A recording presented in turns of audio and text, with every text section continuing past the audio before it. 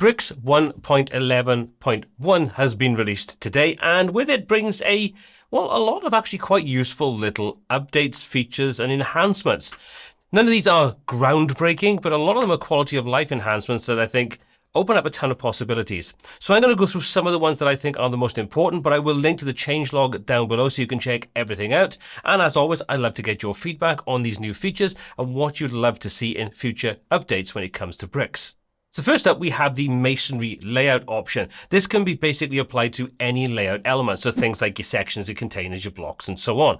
This gives you more control if you want to retain the size of various different things, then you don't have control over those. So things like images could be taller, wider, content could be more or less, and you don't want to have that horrible sort of blank spaces above each of the different sections. It's kind of horrible look. So Masonry Layouts help you kind of overcome that. So let me show you how easy it is to implement this. So this is a typical example of how we'd lay things out. So we've got two ways in which we could handle this. First of all, you can see we've got these big chunky gaps in between, and we retain the aspect ratio. Doesn't look very good, but it is one way of handling it. The more elegant way of doing this is to set the aspect ratio of our images.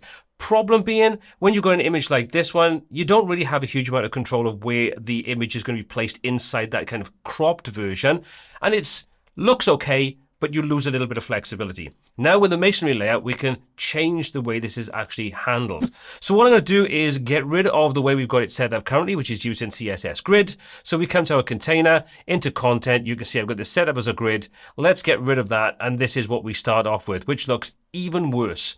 Making sure we've got the container selected in this example because we want to affect the block inside, which contains the image, the content, the title, those kinds of things.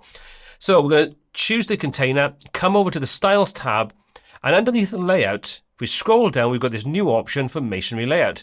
Once we enable that, you can see it picks up a couple of default settings. The first one being the number of columns. Well, let's change that to 2. And immediately things look considerably better. Let's change the spacing a little bit as well. There we go. And you can also set up transitions on here. So if you want to set a current duration, change the actual reveal animation and so on. So let's say we'll set that to be 1 second. We'll set this to be something like fade. So you can control this. There's more options, and I would recommend taking a look at the dedicated article, which is linked off the changelog. Again, like I say, link in the description. But now if we save this, we've got a much nicer looking layout.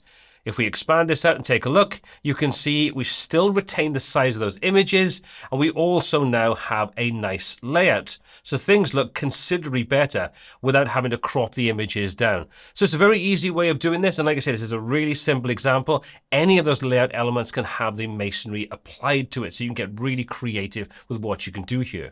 Next up, we've got some additional options to the query loop. So things like more order by options, and we can have multiple options selected at the same time. So this allows us to create a lot more comprehensive orders when it comes to creating query loops. I've got your typical query loop created here. Let's come over and open up the query.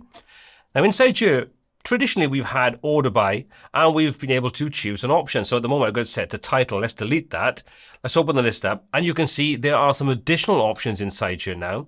We can also work with meta values. So if you want to get super creative, you can create custom meta fields using ACF or Meta Box currently, and then you can actually tab into those to do various different things when it comes to your querying and your sorting. So maybe something like a global sort of settings section that controls things like how you want to order things, and then give your end user control over that with an options page. You could use it here. Pretty cool. So let's just say that we want to set things up to be based upon the title. Cool. No different than what we've just seen. But we can click inside now, and we can add additional options here for the order.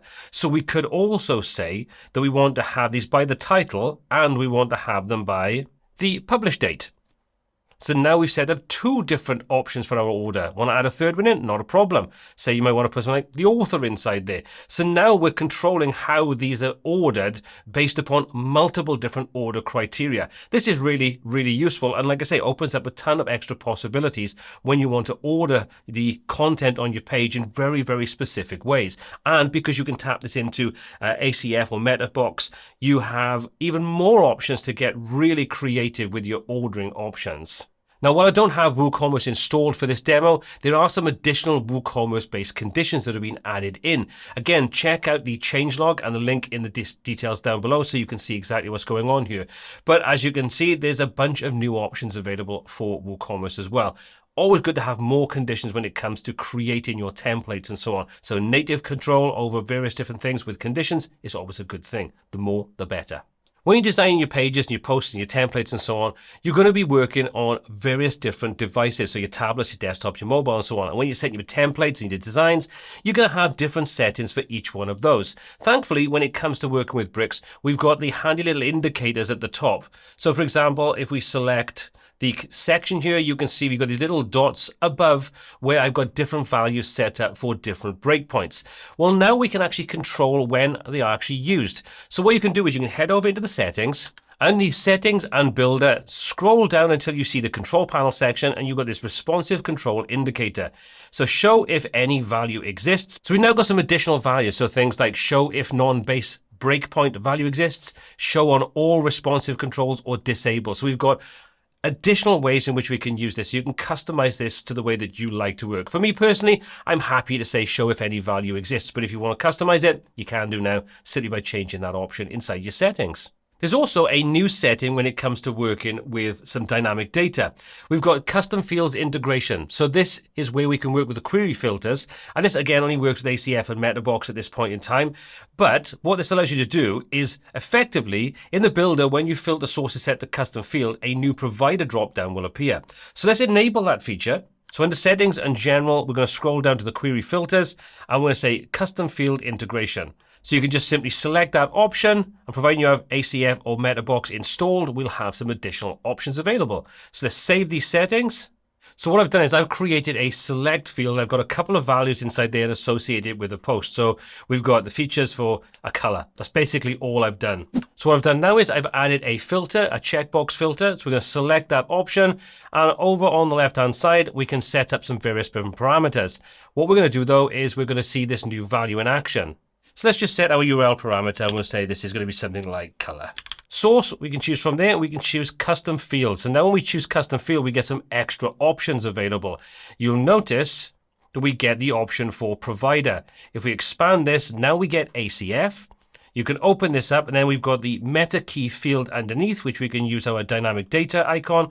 And from there, you can see there's our custom ACF field, which is the ACF features. I can now select that and we can use that. And you can see that now pulls in the red, blue, green, and so on. So that becomes part of our overall filtering setup. So this is a new kind of way of working and it opens up some more options. So if you are using these kind of array-based data fields, you can now start to utilize those inside your filters and so on with this latest update. So these are the key new features in 1.11.1 that I think are worth talking about. Now there are lots of other little tweaks and enhancements and so on. Just check out the changelog. I'll link that in the description down below. And if you want to learn more about working with Bricks Builder, check out this playlist or just visit learnbricksbuilder.com where all of my tutorials are in a lot more detail in written format and video format. Check it out, it's all free. As always, my name is Paul C. This is WPTuts, and until next time, take care.